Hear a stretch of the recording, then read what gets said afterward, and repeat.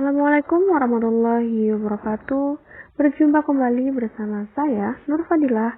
Kali ini saya akan menjelaskan materi dengan tema adab dalam berhubungan dan berinteraksi. Oke, untuk lebih mengefisienkan waktu, marilah simak penjelasan berikut ini. Yang pertama, di sini saya akan menjelaskan pengertian dari adab dalam berhubungan dan berinteraksi.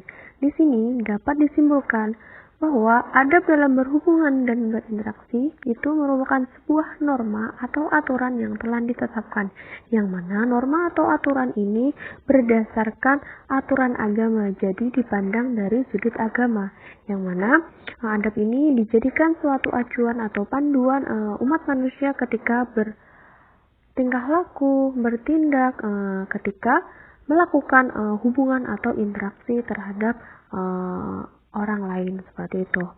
Selanjutnya di sini yang kedua, bagian-bagian dari adab dalam berhubungan dan berinteraksi. Baik, yang pertama, adab terhadap orang tua. Di sini yang pertama, tidak boleh memandang dengan tatapan tajam. Selanjutnya, tidak boleh mendahului ketika berbicara. Berbicara dengan nada yang lembut dan sopan santun. Selanjutnya, tidak duduk di depan orang tua saat mereka berdiri. Selanjutnya, selalu mendahulukan orang tua. Dilanjutkan lagi adab yang selanjutnya, yaitu meminta maaf, selalu berkata yang baik, serta tidak boleh memaki, menafkahi orang tua, selalu mendoakan, menjaga silaturahmi, mendengarkan kata-kata orang tua, mematuhi perintah orang tua, memenuhi panggilan orang tua, dan yang terakhir yaitu merendah kepada orang tua dengan penuh sayang dan tidak menyusahkan mereka dengan pemaksaan. Nah, mungkin ini beberapa adab terhadap orang tua dan masih banyak lagi adab terhadap orang tua. Selanjutnya, bagian-bagian dari adab dalam berhubungan dan berinteraksi yaitu adalah adab bergaul. Di sini ada beberapa adab bergaul. Yang pertama, mengucapkan salam, memilih teman dalam bergaul, mencintai teman karena Allah, saling tolong-menolong, saling menghormati hak teman, menjauhi hal yang menimbulkan keburukan, dan yang terakhir menjaga keharmonisan hubungan pertemanan.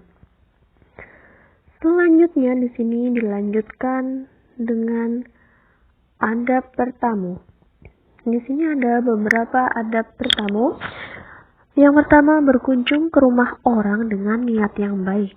Selanjutnya, memperhatikan waktu, harus meminta izin saat bertemu, juga harus berpakaian yang sopan, mengucapkan salam ketika hendak bertamu, jangan mengintip ke dalam rumah, bersalaman ketika kita akan bertamu, menghindari fitnah dalam bertamu, menjaga sopan santun, memperhatikan batas waktu ketika bertamu, dan yang terakhir, segeralah pulang apabila telah selesai urusan.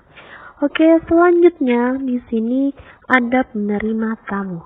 Oke, di sini ada beberapa. Yang pertama, bersikap dan berpakaian sopan saat menerima tamu, menyediakan jamuan atau hidangan, mengajak berbincang-bincang dengan pembicaraan yang menyenangkan, menghormati tamu yang menginap, dan yang terakhir mengantarkan tamu sampai halaman ketika pulang. Oke, selanjutnya di sini ada adab terhadap tetangga.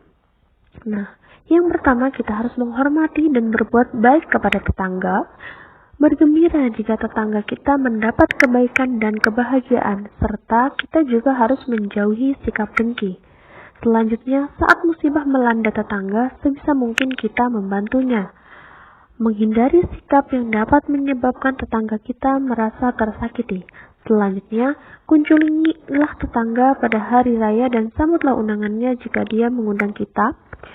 Bersikap toleran kepada tetangga selama bukan dalam perkara maksiat. Hendaklah kita tidak bersikap pikat terhadap tetangga. Dan yang terakhir, menjenguk tetangga yang sakit. Selanjutnya, adab terhadap kaum du'afa. Yang pertama, janganlah kita bersikap sombong terhadap orang-orang miskin, orang rendahan, dan kaum du'afa lainnya. Selanjutnya, kita juga dianjurkan agar mengajak golongan kaum du'afa dalam pergaulan kita, sehingga kita tidak boleh membeda-bedakan mereka. Selanjutnya, kita tidak boleh menghina seseorang karena melihat dari segi hartanya atau status maupun kedudukannya. Selanjutnya, janganlah sekali-kali kita membuat jengkel atau marah terhadap kaum du'afa. Selanjutnya, dianjurkan agar senantiasa mencintai dan berbuat baik kepada orang-orang fakir miskin, kaum duafa lainnya. Dan diwajibkan juga kita untuk mengasihi orang fakir miskin maupun kaum duafa lainnya. Dianjurkan juga agar kita bisa membagi makanan yang kita makan kepada kaum duafa. Selanjutnya yang terakhir, perbanyaklah sedekah kepada kaum duafa. Oke, mungkin ini saja materi yang dapat saya sampaikan pada hari ini. Mudah-mudahan bisa bermanfaat untuk kita semua. Salah hilaf, saya mohon maaf. Wassalamualaikum warahmatullahi wabarakatuh.